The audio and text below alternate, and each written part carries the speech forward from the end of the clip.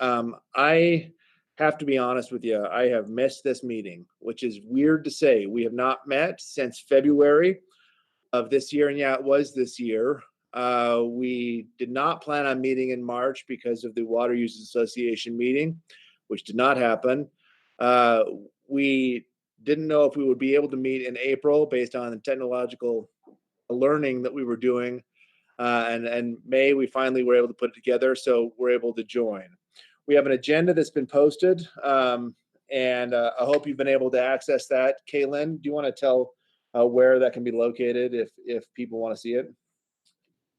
The agenda is out on the public notice website. Also, I emailed all of you a copy of this yesterday afternoon, along with the discussion items that we want to prioritize today, and a copy of SB 126 that's one of the discussion items. So all of you should have that. So some ground rules that we'll set because of the weirdness of the setup. If you are not talking, I'd ask you to keep your phone or your device muted to allow for less background noise. Although I mentioned before, that's part of the fun of these things. It does make it distracting. So one, keep your phone muted unless you're, or your device muted unless you're talking. Second of all, because of the setup, we are going to have some deference for task force members. I know there's a number of members of the public that are also joining this meeting, but there will be times when we're going to turn to task force members first, and we would ask the task force members only to respond at that point. Thirdly, if you do want to get in the queue to speak, we ask you to text Kaylin Amundsen. Kaylin presented her phone number before. Now we're being recorded. Do you want to do it again? Okay. Again, you can text me at 801-574-0055. One more time, Kaylin. 801-574-0055. I feel like now I have to ask for donations or something after that point. But, so it's good. We're going to skip introductions today because it's weird. I will say that we do have a new member of the task force. He is not currently on the call that I can see. However, Logan Wild was named by the governor to be the Commissioner of Agriculture. He is doing a great job. He's been quite busy in his first little bit of time because I think he's been double hatting his responsibilities as a legislator as well as the Commissioner of Agriculture, with a bit of a balancing act. But we are really looking forward to working with him. Some background on Logan: he was a legislator for a number of years out of the Morgan area. He has a tremendous background in agriculture. They run sheep and do a variety of other things, and he's just an all-around really good guy. So I look forward to a time when he's able to introduce himself to y'all. But he is a keeper, and we're happy to have him here. So with that, let's go on to the agenda items that we have. Going on to agenda item number 2, we have overview of legislative action on last year's task force bills. I'm going to turn the time to Todd Adams to discuss some of those things. Todd, if you're on, if you can unmute, that would be awesome. You can even take yourself off mic, or take yourself off the unmuted video. Oh, I can see you now. Great. Well, one particular one that we're this is last year's bills, or Correct. ones that we need to work on this year. Oh, these are the ones that went through legislative action during the last legislative session. Okay, well, I wasn't prepared to do that, but I will make something up. Now you're muted. Todd, I think you've got the floor. It's all you. Okay, let me put my glasses on. So last year we worked through water loss accounting, which we've got coming up. That one didn't end up going through. Another House bill, water forfeiture. That didn't go through. Watershed councils did.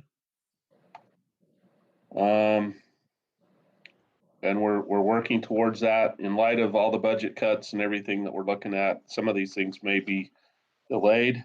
There was a water resources study update one to update the Colorado River study that was done a few years ago. Gosh dang.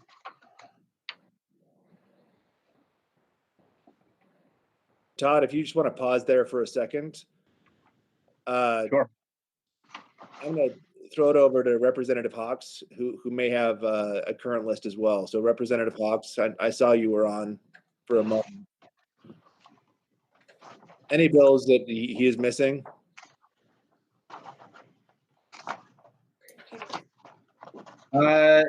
I'm trying to think the list in front of me either. I mean, obviously the big ones, I think this group had a hand in. The water banking bill was really big. We had one on split season leasing. None of us have to leak. And then we had, There was an agricultural water use amendment one also from Senator Andrick. There were some state policy, legislative policy amendments. Public water supplier relocation amendments by Hawks. Public water supplier education amendments by Okerlund. Water banking, water application, water forfeiture, water use amendments. Representative Stratton's joint resolution for to amend the Constitution. I'm just quick reading them. I apologize.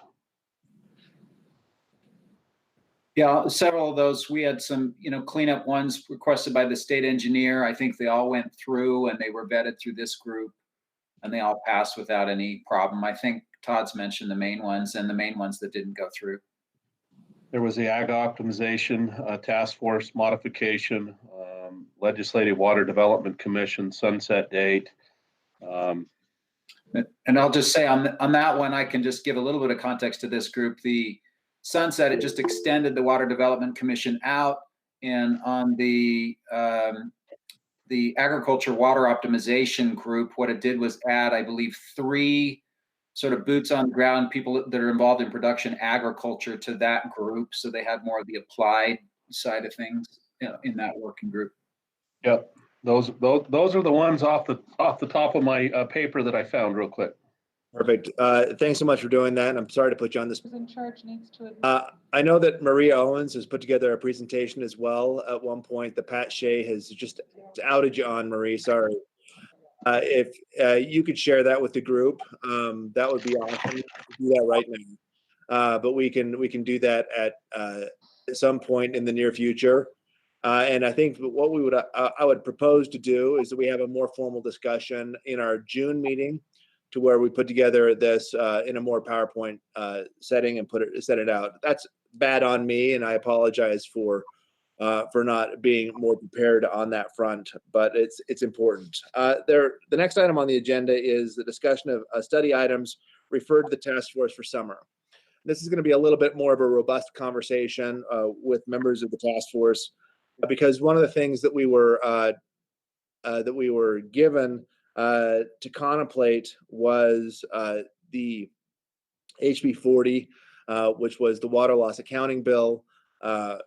And I know that I have been in contact with the sponsor, who was very interested in having that, having us look at that. And I don't know if Representative Ballard was able to join us. I don't see her name here, but I'd like to talk about that on how we can proceed on that front. And I've talked with some of you in person about this, or at least over the phone on it. And I'm curious on your thoughts on how we best proceed. And so, what's that? I don't know if he still wants to. So, Craig, I know that you've texted and you wanted to say, I don't know if it was on this matter or something else. Hold on a second. You're still not. You're on mute. Hold on. Oh, now I've confirmed my kids don't know what I'm doing. Anyway, sorry about that. No, I spoke with John Mabey earlier this morning and did a little research on HJR3. I know there's some people working on information for the voter information pamphlet. If you'd like me to give a brief on that, I'm ready to do so. But again, I can wait till the agenda item comes up on that, Brian. You can certainly do that at this point, and then we'll come back to the discussion item that we were having before. Go ahead. Okay, I'll make this brief. The voter information packet is under the direction of the Lieutenant Governor's Office, Lieutenant Governor's Office, Division of Elections, and I spoke with those folks yesterday. Generally speaking, and I also spoke with John Fellows, the director, the Chief Counsel for Legislative Research and General Counsel. The general assignment goes to the legislative sponsors of the bill, of a constitutional amendment bill. And this, in this case, would be Representative Stratton and Senator Okerlund. They're basically giving first shot, if you will, at providing a pro argument for the process, although we can certainly have input with them. Other legislators, and that goes directly to the Lieutenant Governor's Office, other legislators who may desire to provide any comments, pro or con, can do so, but those documents are then submitted to their respective leaders. In the case of the Senate, it goes to the Senate President. In the case of the House, it would go to Speaker Wilson. And so we can get those documents prepared. That all has to be done by July 1 of this year. So I know there's some people from the league and some other folks that have been working on this issue, but I want to make sure that it was difficult. And in fact, we should not be doing this independent without some coordination with legislative leadership. After July 1, then it is the comments and so on that can be published, that can or will be published in the pamphlet, can come in from the general voting public. I'd be glad to answer any questions about the process. And I can provide a link to the code if somebody wants to look at that for whatever purpose. Other than that, I'd be glad to respond to any questions anybody might have. Any questions for Craig?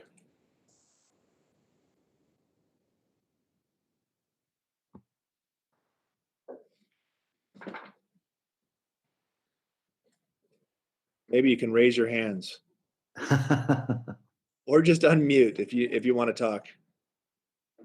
Any questions? Yeah. No? Okay. So Yeah, one, Craig, this is Steve, have you talked to Stratton or anybody to see if they want our help in drafting a positive statement? No, I haven't done that yet. Again, I was aware of the efforts that were ongoing from the League of Cities and Towns, from Cameron Deal, and from his staff there. And so we'd be glad to work with Representative Stratton. But at this point, we just got that information yesterday. I asked the office if they had already reached out to Representative Stratton or to Senator Okerlund, and they said they had not. So I'm not at this point in time 100% sure that either Representative Stratton or Senator Okerlund know that they are somewhat first in line to provide that document. I would assume they would appreciate our help. Representative Stratton is in an active race for retention of his seat, and I'm sure he's very busy at this time, so I'm sure he'd appreciate the help. And I don't know, Representative Hawks, if there's anybody else that you can think of that would be appropriate to contact if you wanted, proactive response from anyone else. But that's the statutory process, and that has to be completed and submitted by July 1.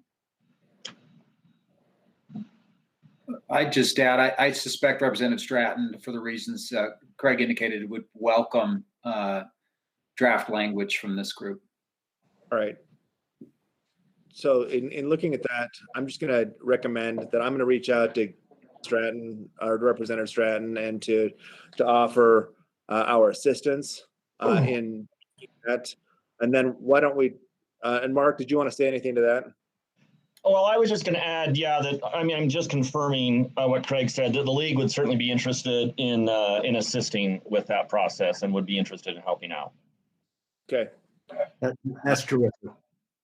So Brian, have you made your contact with Representative Stratton? If you would like to get back with me or with anyone in the league, I'd be glad to help facilitate that role, however you'd like to see it play out. That's perfect. I'll make contact with him in the next day or so, and then we'll be in touch individually. Thank you for your willingness to all those who have commented on actually contributing to this process, and I look forward to it. And we'll get something done. All right. Going back to the discussion point then on HB 40, and there's been a variety of people interested in participating in this process. Again, this is the water loss accounting bill. Tage and I had a conversation because some had nominated without his knowledge, Tage. And I think it's a great idea, by the way. But I'm going to offer a separate course of action for discussion anyway with the task force. One thing that I thought was successful that we did during the run up to the last legislative session was having the Division of Water Resources kind of manage those activities. And I believe that we did that on the secondary water metering efforts. And Candace Hassenjaeger did a great job in managing those efforts. And I'm going to call or just we have Candace manage those efforts for HB 40 as well. And then we take volunteers on those that would like to be part of that process. And I guess I'm kind of voluntolding Candace, but Candace, is that something you'd be willing to take on behalf of this group? I'm just unmuting myself. I think this is the second time you've done this, Brian, but yes, I'd be happy to. Effort. I'm really good at voluntolding people. So with that, I would propose that we proceed as follows. If we have individuals who are interested in participating in that working group, I would suggest, I've got a number of names that have been given throughout this process of people that should be engaged. And I'm going to provide those to Candace. If there are other individuals who you think should be part of this process, I would suggest you give those names to either me, Candace, or even Todd Adams. I think it can handle taking on some of those names as well.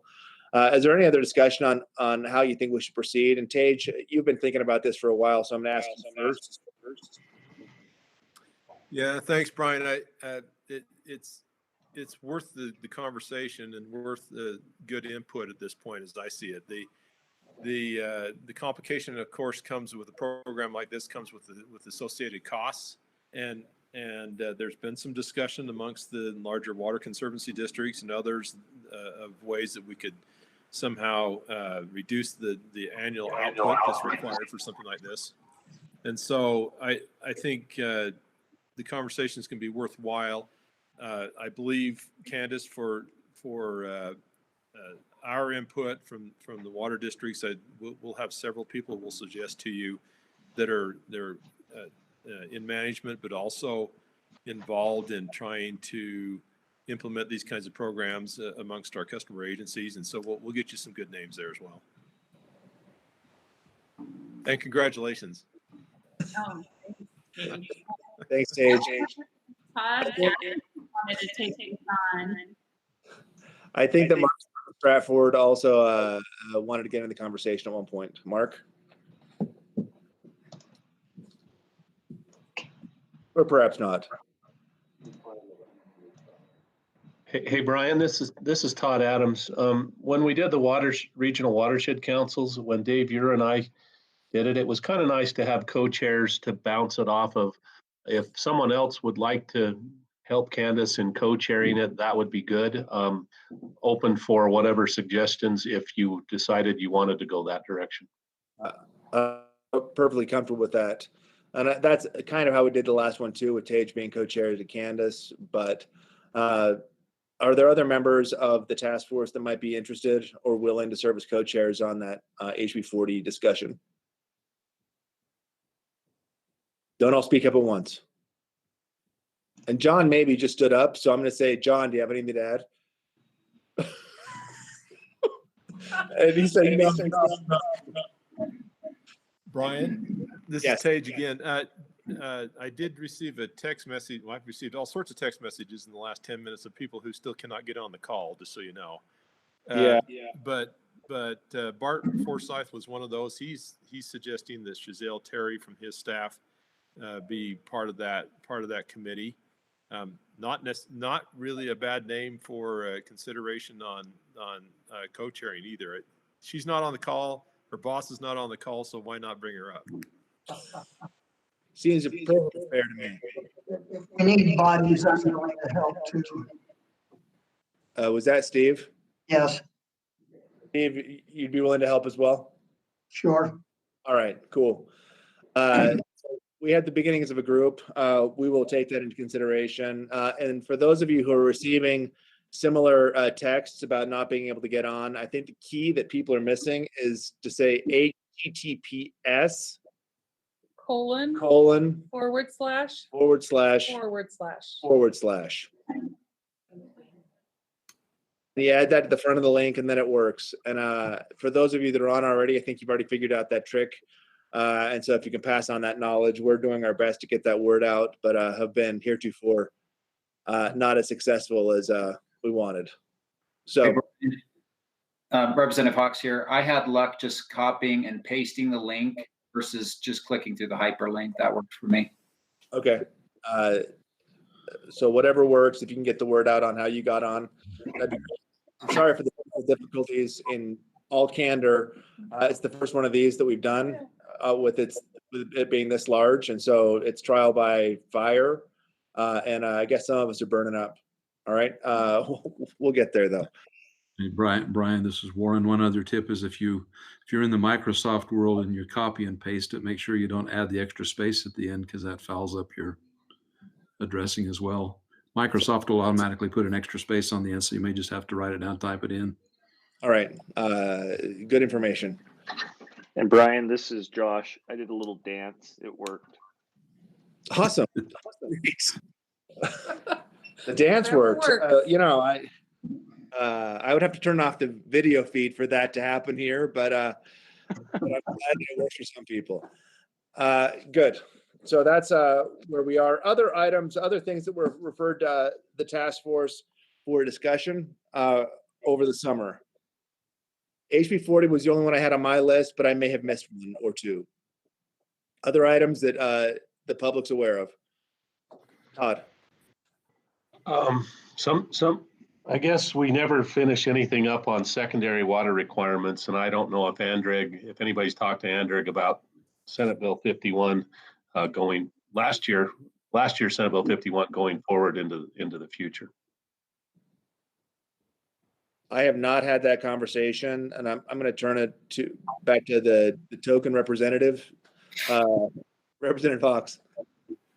From what I know, Senator Andrig remains interested in the issue, but I think could probably use some guidance in terms of how to move forward on it, to be honest. And I think one thing I'll just point out on that one, there has certainly been some confusion about the bill as it's been in place. I've heard from people who've had secondary meters installed and have gotten the $1,700 bill and said, what's going on? And I've had to tell them kind of the rough news, which is the bill never required you to do that. It's good that you did it, but the bill didn't require your company to do that. So I think there's kind of an information problem that we need to fix there. And then somehow we just got to wrap our arms around how on earth we can help what in many cases are very, very small companies figure out how to implement secondary metering shy of just an outright mandate. So I think it's going to be a challenge, particularly for the current funding situation that we're in, but it remains kind of a pressing issue. I mean, in terms of water supply moving forward, it's one we got to figure out.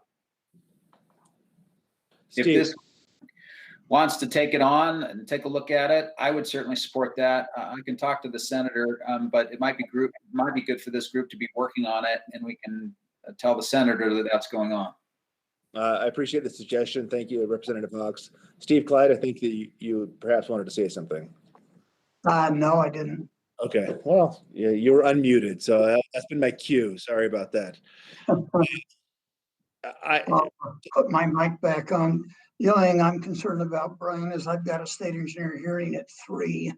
and I need to get off this call by about 2:30. That's fine. We will try to have it wrapped by 2:30. That gives us 25 minutes. And I think that with the remaining items that we've got on the agenda, I think that we can make it there. Thanks. Sounds good. Thank you.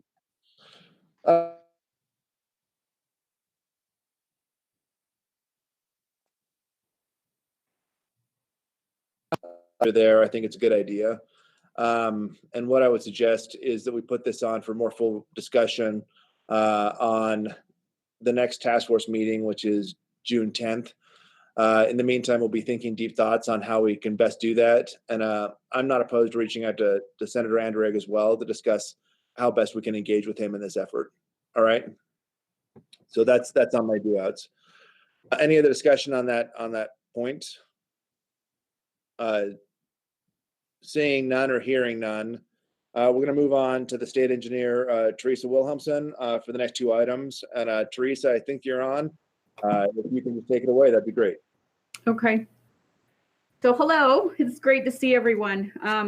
Just a couple quick things that we have on the agenda. You'll see the follow-up for House Bill 96. We did commit to this group that we would come back in getting a committee together to assist in writing that rule for the 40-year plans for public water suppliers. And I just wanted to put that out to the group that I'm looking for volunteers to participate through that. And if you just want to email James Greer at utah.gov, we'll add you to that group and we'll get a draft out and get a committee going to get that rule written and submitted. We are supposed to take it back, as the bill says, to the interim committee or the standing committee. So we definitely are going to follow that and get that done. So if you guys could email, it's jamesgreer@utah.gov if you want to join that group. I'm assuming there's several folks here that would like to. Yeah, John maybe will be there. Okay, great. And anyone else. So the other item that we were hoping just to get out and get you thinking, and maybe we can bring this back in the June meeting. So with all of the efforts that we've scrambled to do with COVID-19, we've definitely have found some weaknesses in our processes that we're not very mobile. And we've really tried. We've done a lot of changes here in the footprint that we're occupying in the office. But one of the things that I was hoping to address, and this is kind of a baby step in a fix, is that document that was sent out to the task force to address 73-310. And it's simply what we're trying to do is give us the flexibility to not just have to mail our decisions, but to, if we can find a way to do it electronically, that we can do that. And just to kind of let you know why it raised an issue, as we were being sent and told to telework as much as we could, we actually had to send our main mailing out of our Richfield and our Cedar City office. And I hope nobody saw a difference in our process, that we kept getting those decisions out. We tried really, really hard to keep the process going, but we did run into a snag, and this would help us just fix that. And I think in the long term, the other benefit that this will do is we're always trying to get decisions out quicker. And if we can use this electronic way to send these electronically, I think that some of the more basic decisions we could probably get out much, much quicker, days or weeks. So just wanted to put this out there for consideration by the task force, and maybe bring it back in June, Brian, if that's a possibility, or if anyone has comments, we're open, or just think about it and bring it back. However you'd like to handle that, Brian. We should bring it back for the discussion in June and make it an official item on the calendar for the June discussion, so that we have time to think about it. But thanks for the heads up. And I do think it's a good idea, given the fact that we're living in weird times, and having some ability to modernize your processes, I think would be very helpful for the water community at large. So, Yeah. any questions for the state engineer? John. He needs to unmute. John, can you unmute?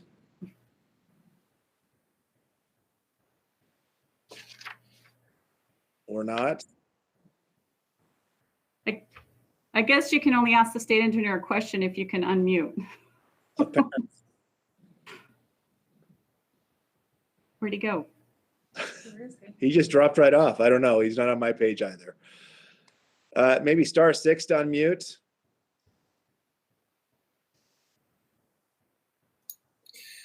Teresa, how do you plan to make the correspondence confirmable?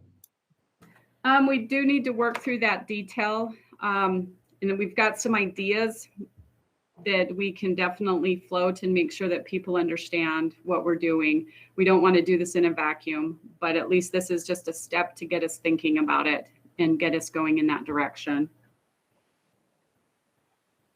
I'm gonna get it. Yeah, you'll at least be able to hear it, even if it drops you off. Okay. Ed, if you were trying to join the conversation, unfortunately, we didn't hear what you said. I just barely got on. I'm just finally got it figured out, so I'm here. Okay. We're glad to have you here. Other questions for the state engineer? I was just going to say, John, maybe if you want to call me later. Okay. You're supposed to say, call me maybe.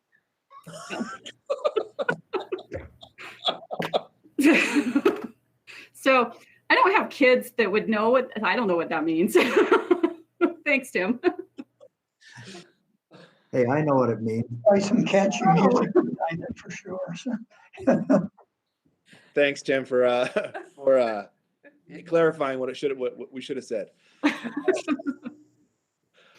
Okay. Brian? Yes. This is Craig. I'm sorry I didn't go through Kaylin. I just had a couple of folks text me here. Are we going to, with Teresa, discuss a little bit about the 40-year plans, or because you cut out for a while and I had to log back in, so. So, Teresa, do you want to recover the conversation we had on the 40-year plans? Sure, Craig, what we had just promised that we would come back to this group to look for a committee that would help us with writing that rule. And so we're just looking for volunteers that will email James Greer at utah.gov so we can get that committee going. That's pretty much what I covered. And we're just looking for that participation. Yes, having been involved in the original legislation, I'd be glad to participate on that one. Great.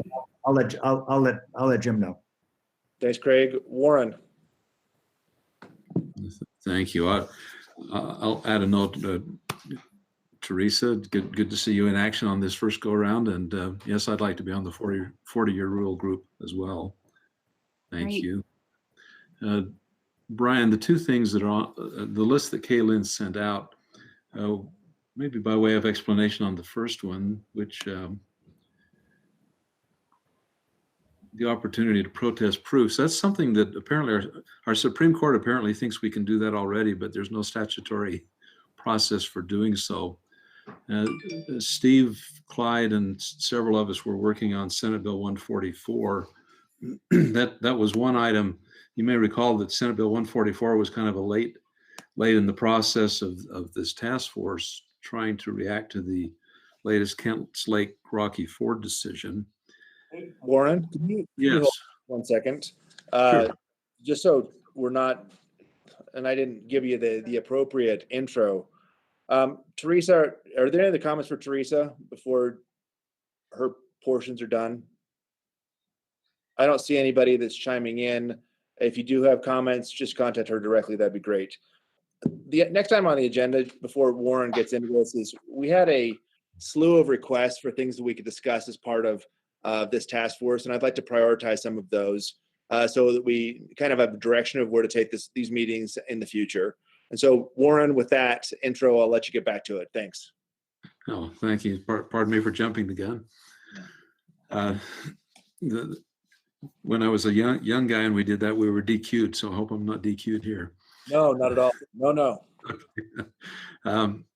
So the opportunity to protest proofs is not in the code, even though the Supreme Court seems to think it is. And as we were working on Senate Bill 144, we felt that that was one issue that was just too complicated to try to take up without the benefit of a good, robust discussion in the task force. So really, this is just a catch up on some of the work that was done going into Senate Bill 144 being put together. And I'd ask that be a topic on the discussion. My father was a proof engineer, and I'm not sure that he's not here to tell me to not tell his story, but he said sometimes you have to get a little creative on those proofs to make it all fit together. And affected water users, I suspect, maybe we should look at whether they have that opportunity. So, and Warren, just for clarification, would you be suggesting that we start drafting legislation, or just as a discussion point? I'm just so I understand next steps. Just as a discussion point. All right, that's perfect. Let's put it on the. I would suggest we put it on the agenda for the next meeting. Discussion point. Thanks. Thank you. And the other one, I've heard rumblings that we have fought this effort to enlarge the capability of shareholders to file change applications on mutual irrigation company water rights. I think among those on the call today, there's probably hundreds of hours spent addressing that issue back in 2002 and then several times in later years, and we thought we'd put it to bed. But if that's an issue that's still boiling, it's one that has been hard fought and good compromises reached in the past. But if it's going to surface again, I think it ought to be coming through the task force instead of kind of a wild card shot through the legislature as has been done in the past. I'm speaking somewhat cynically, but if it is going to happen, I'd sure like to see it happen through the task force where it can be properly vetted. So Brian, I don't know what the next action item would be there if we, until somebody comes forward, I don't know that there's really anything to work on. Sure. I would suggest so that people are aware and thinking about it for the next few weeks or so, that we actually similarly put that on the next agenda so that we can talk about if anybody's aware. And by that point, I think that we'll have some of our technological issues ironed out as well. Mm-hmm. All right. Thank you, Brian. Thanks, Warren. John, maybe, are you on? If you are on, can you unmute? I don't see John. We'll get back to it. Right in the middle. John, there you are, John. Can you unmute? I can't read your lips. That's the problem. So, hey, Brian, Dale just came on too. Okay, hey, Dale. Oh, good. Great. All right, so I'm going to suggest this because none of us are very good at reading lips. That he's on video, and if we only, you can write down the words in big letters, I could read them to you. But on reading lips, I'm no good. So what I would suggest, John, Have him go ahead. Have him type it in the text in the chat area. Yeah, that's what we'll do. So do you want to? Can you type in the chat area, John? And there's nothing awkward about this at all. He could interpretive dance it. He could interpretive dance it. John, hang tight. I'm gonna have a tech expert get out to you, and we'll see if we can talk you through this. John, do *6 and see if Oh, John's on. I am now muted. Okay, good. Go ahead, John. So what is it you wanted me to say, Brian? I got a little bit confused on where we were going there for a while. Oh, sorry. So you had contacted Kaylin to talk about initiative for HJR3. I was curious if you wanted to add anything more on that to the discussion. Oh, no, that was something I spoke with Craig earlier in the day, and he addressed and explained what the status of getting that ballot on the initiative is. and I was just concerned about that we were following through and making sure the voter pamphlet information was properly addressed, and I think that was fairly addressed and taken care of. Awesome. Thanks so much, John. Appreciate it. And sorry to put you on the spot. I just didn't know if you had anything more to add. Thanks. The next one that we had, a member reach out to us and talk to us about legislative 2015 bill, SB 126. Steve Clyde, if you can unmute and discuss that for what next steps you would anticipate. Thank you, Brian. I think it'd be desirable to take up this topic again.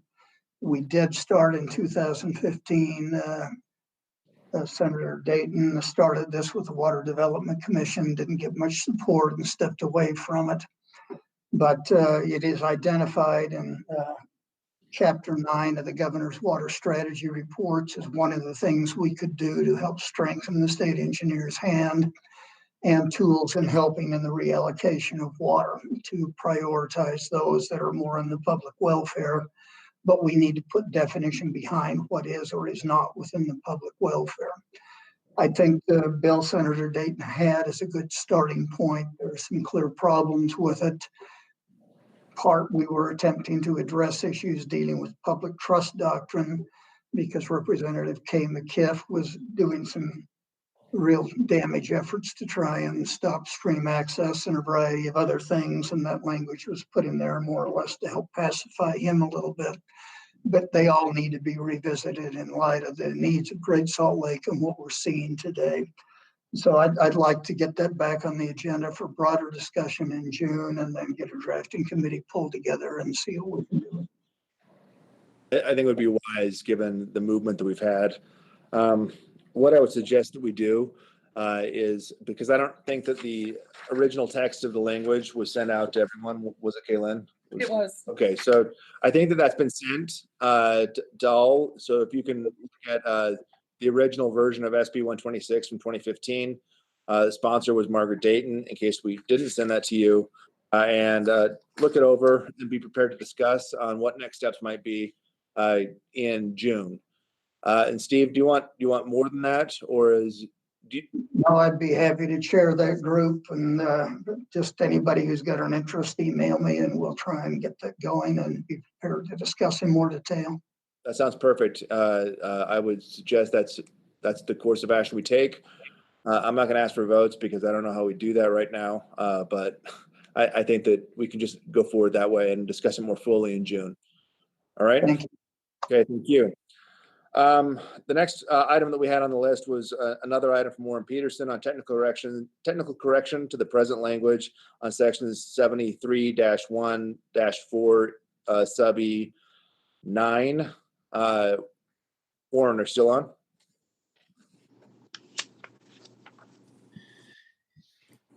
Yes. Now, let's see. I came here prepared to talk to the other two, and I have completely forgotten that one. Well, good. Okay, I have an easy out then. Why don't we plan on discussing that? We'll get it out as a member or on as a list item on the agenda for the next time round. Then we can all understand it. Is that good with you? It is, Brian. What it amounts to is when a change, what does it mean to diligently pursue certification under a change application as a means of protecting water rights from forfeiture? The language is a little ambiguous there, and it's probably too narrow for something along the lines of a major project such as you see the Water Conservancy districts doing under change applications. So it's just look at that language and then let's discuss it as you proposed. All right. Thank you, Warren. Appreciate it. And that covers the items that I had on the agenda. HB 480. Except for my brain is telling me HB 480. Source protection. Somebody wanted to talk Source about protection, and I'm not sure who sent that in. So is there someone on that wanted to talk about source protection? I sent that one in. This is Marie. Okay, great. Thanks. Walter Brand opened up that bill right at the end of the session and told me that he wanted it discussed during interim session. basically, as the bill stood at the end of the session, it would have allowed or even facilitated counties to completely step out of source protection activities, which negates part of the statute in Title 19, Chapter 4, where counties are supposed to engage in that, where they are the land use planning authorities. So I don't know if Waldrop is necessarily interested. I told him about this group and suggested this would be the right place to have that discussion. But I don't know what his plan is on that. The bill as it was released would have serious concerns for the drinking water program and any drinking water provider. So I want to bring it to the attention and have this group look at it, even if Waldrop isn't necessarily asking for that. Okay. I think that's actually a wise suggestion, and I think it gives us an opportunity to provide feedback as well. Brian, this is Mark Stratford. Can I add one thing to that? Yes, please. So that started a little bit up here in Weber County. So it's a general issue that not everybody on this phone call deals with very often, which is land use ordinances and in counties in particular. And the fact that usually when there's some kind of a zoning code change or other kind of land use restriction, there's all sorts of notice that goes out. And it's everybody kind of knows how those land use ordinances work. The Weber County in particular, I think, is concerned that source protection areas just get created. There's really no notice. There's no opportunity for public input, and then they get put on land use maps, which affect what people can do with their property. So that's just a little bit more background about, I think, why it has come up. I don't know that I have an answer right now at all, but it's an intersection of those two sectors of water quality and then just general land use controls.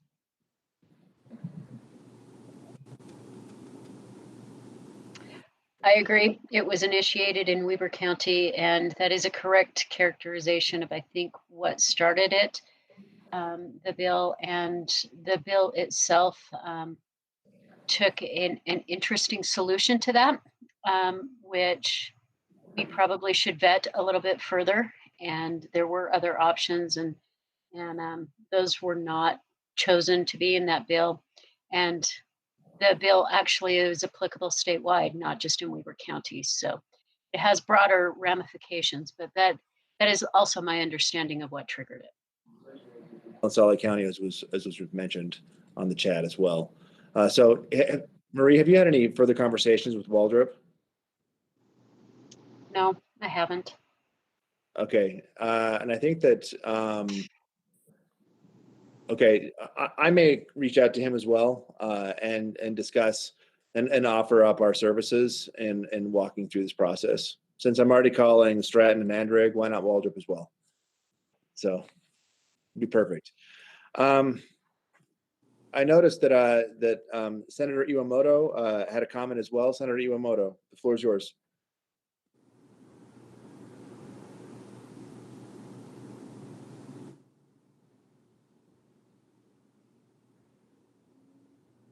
Senator Iwamoto?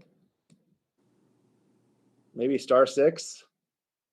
Okay, I couldn't find the speaker. Sorry. I just wanted to let you know too that we met with Ledge Management and Executive Approach today, but on Ledge Management, we did go over a number of issues that will be discussed during the interims. And so there are quite a number. It does say recommendations from the task force, but also focusing on extraterritorial jurisdiction again, of municipalities and watersheds, the Lake Powell pipeline, water quality at Utah Lake and bodies of water, Flaming Gorge, water supply and water testing, and aquatics invasive species. So I just want, you can find that document on legislative management. And also yesterday was the opening of new bill files. And so with prior, there's it's changed, I think, to allow priorities for the Senate, 5 each and 4 for the House. But I just wanted to let you know the opening has started yesterday, to get those in if you have any, but I just wanted to give you that information. Thank you, Senator. And where can we find the previous information, Lake Bell Pipeline, water quality, Utah Lake? So it was on our ledge management meeting just before this, so of Wednesday, the 13th at 12:30 p.m. But you can just go into committees and Okay. look for ledge management, and then you can actually hear it if you want to. But then we didn't discuss much of just what our priorities were for interim study. So you can get that link there to the materials. Got it. We will check that out. Thank you so much for the heads up. Thank you. Hey, Brian, could I have just a second? Yes, please. Go ahead. I need to let people know, especially anybody that's on the call that has a drinking water system or a wastewater system that they're working with. We got 50,000 cloth masks in last Friday that we're distributing. They're free, and they have to go specific to a drinking water system, any size drinking water system, or a wastewater system. This is just to help with social distancing and stuff. They're not N95s, but if there's a number of people that are on here. I saw Laura Briefer was on. Salt Lake City's already gotten their request in. If you go to the Rural Water webpage, rwau.net, you can place an order there and set a time to pick them up. Right now, they're all at Jordan Valley Water Conservancy District. Eventually, they'll be at Bear. We'll have a portion of them at Bear River, Central Utah, Washington County, and Price River Water District, whatever that, Price River something or other. Anyway, so if you need that, please, we got all these masks to get rid of now. I did all this work, and now I got to get rid of them and show I can do that part. Yeah. Thank you. If you don't mind, we will send that out to this group as well on the notification list and have them contact you. Perfect. Thank you. Okay. Thanks so much. Any other comments? I know Steve Clyde had to drop off. Any other comments for the group? I promised we'd be close to 2:30. It's 2:31 currently. And that's no pressure. But any other comments that y'all have? I just had 2 comments, or one comment about 2 items. Okay. The first would be, we need to look at an amendment to 73-1-14 and adding canal banks as an item that is protected from being destroyed by other individuals. We've had some real issues up in Box Elder County this last year with new developments and getting so close to the canal that they're starting to encroach upon the canal banks. And it's a real issue. For those of you who don't know, Bear River had a major breach, catastrophic failure of one of our main canals this last Monday. And we've got 11,000 acres out of production right now. And I'm just concerned that unless that's protected by law, that this could happen in a populated area. And so I'll be working with some representatives to get some more language ready for our future meetings. But that was one item. And then the second one was zoning issues concerning water conveyance systems, open water conveyance systems. Individuals building in areas where there's a lot of hydrological activity. They build a house with a basement in an area that's close to a canal system or close to a water body, and then they want to go after the canal company because they assume that they're the issue when actually they built next to a spring and things like that. And so some additional zoning checks when someone says within 1,000 feet of a canal. So these are just at the beginning stages. I'm working with our local representative up here, but I will be bringing those to the task force for this next session. Thanks, Trevor. And what I would suggest is we put that on as just a check-in and see how things are going on those efforts on the next task force meeting. Okay, thank you. Okay. Any other discussion points? Brian, this is Warren. Just to note, you've had, watching the counter on this, you've had as many as 75 people on this call today. It's been very orderly, very easy to follow. So hats off to everybody who made it work so well for us.